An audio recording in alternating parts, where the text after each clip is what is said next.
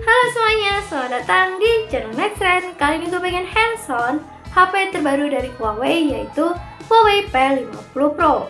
Nah, untuk kalian penasaran tentang spesifikasi serta first impression gue melihat desain flagship dari Huawei P50 Pro, tonton video ini sampai habis.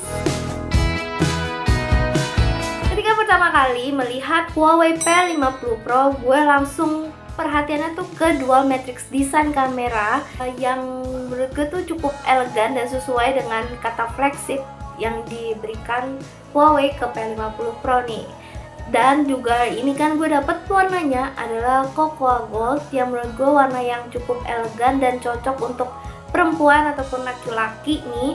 Dan kalian tuh kalau misalkan ingin lebih aman dari sidik jari ataupun takut jatuh juga, itu tuh kalian bisa banget ngegunain case yang udah dapet di dalam box. Beralih ke layar, layarnya itu punya desain kayak curve display gitu yang kalian udah pernah lihat kalau misalkan udah pernah megang Huawei Nova 9, itu kira-kira kayak gitu. Dan masih dengan layar OLED berukuran 6,6 inci tapi sudah beresolusi FSD Plus dan juga ada refresh rate 120 Hz, sampling rate-nya 300 Hz. Berhubung kita tadi udah bahas layar, di layarnya itu punya notch punch hole gitu di bagian atas tengah. Nah, ini juga lumayan besar tapi nggak besar-besar banget, maksudnya masih layarnya terlihat lebih luas. Dan si notch ini menampung kamera selfie 13 megapiksel.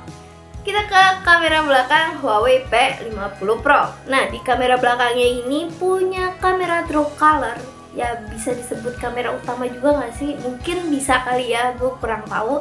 Nah, ini ada resolusi 50 megapiksel untuk yang color full, sedangkan yang untuk yang mono itu 40 megapiksel. Terus juga ada lensa super zoom 64 megapiksel yang bisa zooming sampai 100 kali nih. Terus yang terakhir ada lensa ultrawide 13 megapiksel. Kamera Huawei P50 Pro sudah terbukti canggih oleh DxOMark dengan mendapat rating 1 di situsnya. Dan kamera ini nggak mungkin bekerja sendiri karena ada prosesor yang membantunya. Jadi Huawei P50 Pro ditenagai oleh prosesor Snapdragon 888 tapi berjaringan 4G. Prosesor ini juga sudah didampingi dengan RAM 8GB dan ruang penyimpanan 256GB.